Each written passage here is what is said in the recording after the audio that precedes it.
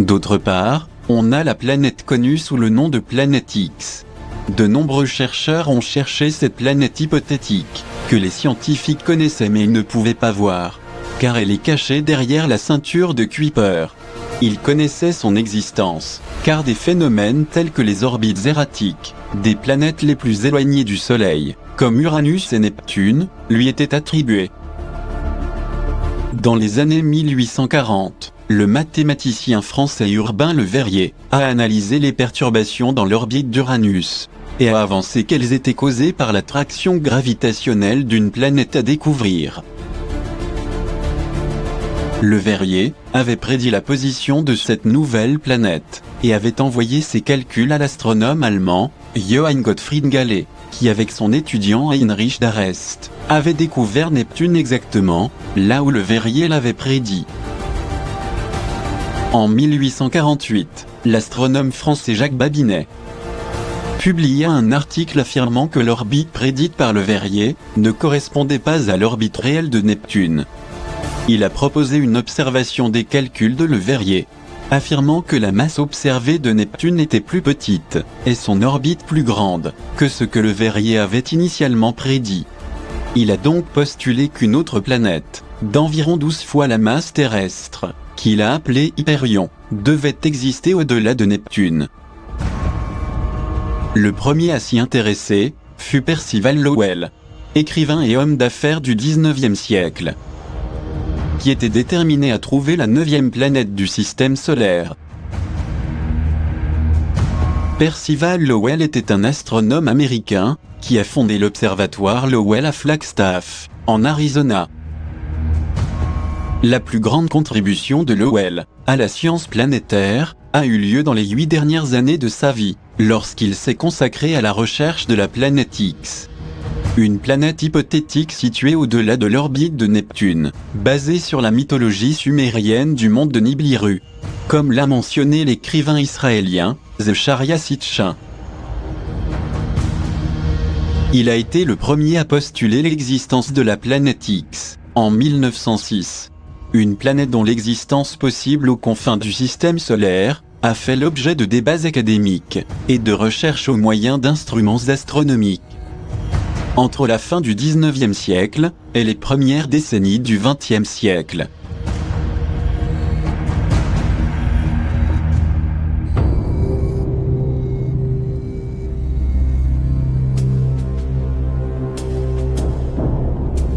Depuis le SPT, South Pole Telescope, situé à la base d'Amundsen Scott, en Antarctique, le gouvernement des États-Unis, par l'intermédiaire de la NASA, suit secrètement et en permanence la trajectoire de la planète X Nibiru, qui s'approche de l'orbite de la Terre.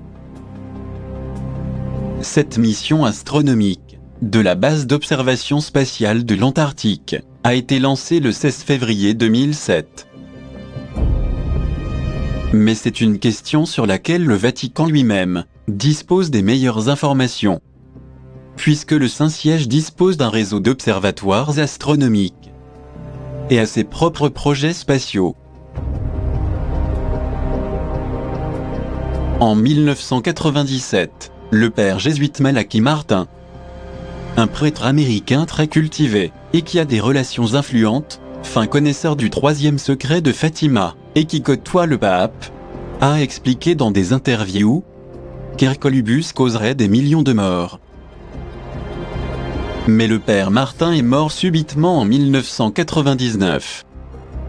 Et beaucoup pensent qu'ils ont voulu faire taire le jésuite qui en avait trop dit. Car l'hécatombe cachée dans le 3e secret de Fatima pourrait être liée à la planète X. Peu de gens savent que le télescope spatial Hubble a un frère jumeau secret, le Skyhole 12. Mais ce n'est qu'un des yeux secrets avec lesquels le Vatican surveille le ciel. Déjà au temps du pape Pie VII, le SSI, service secret du Vatican, était au courant de l'approche vers la Terre d'une planète comportant de graves dangers. C'est pourquoi, au début des années 1990, le Vatican a lancé le programme spatial Siloé, une mission secrète qui faisait partie d'un grand projet spatial du Vatican plus vaste, appelé Kerygma. Dans le cadre du programme spatial caché Siloé, un vaisseau-sonde a été secrètement construit dans la zone 51, loin des yeux des scientifiques civils de la NASA, qui pourraient divulguer des informations au public. Pour le lancement de la sonde Vatican Siloé dans l'espace, avec pour mission de rechercher la planète X, aucune fusée de la NASA n'a été utilisée. Mais la sonde a été transportée dans l'espace par un avion militaire super secret, Aurora, qui est un type d'avion capable de quitter l'atmosphère terrestre et de voyager dans l'espace. Le Saint Siège alloue des millions de dollars au service du renseignement du Vatican pour son programme spatial secret. En 1993, le VORG, Vatican Observatory Research Group, en collaboration avec le Steward Observatory, a achevé la construction du télescope du Vatican sur le mont Graham, Tucson, Arizona. Avec la technologie VAT, technologie avancée du Vatican. L'un des centres astronomiques les plus importants au monde, qui dispose de la technologie infrarouge, la plus sophistiquée de la planète, pour détecter les énergies et les présences subtiles et interdimensionnelles, ou d'origine inconnue. Par la suite, ils ont ajouté à l'observatoire de nouveaux radiotélescopes au nom effrayant. Lucifer 1, en 2010, et Lucifer 2, en 2011. Selon les jésuites, Lucifer est l'acronyme de Large Binocular Telescope, Near Infrared Utility with Camera, and Integral Field Uni, for Extragalactic Research. Apparemment, l'élite Illuminati ne choisit pas ses noms au hasard. Rappelons que Bill Gates a également nommé luciférase, l'enzyme qui rendra son vaccin lisible par des micro-aiguilles à points quantiques, sur des appareils mobiles. Ces noms seraient-ils une simple coïncidence ? Un autre observatoire VORG, Vatican Observatory Research Group, doté de la technologie VAT, mais de caractère ultra secret, est situé en Alaska, avec une construction mimétisée et camouflée. Afin qu'il ne soit pas identifié par la population comme une base d'observation spatiale, où sont étudiés les corps célestes anormaux qui approchent de la Terre.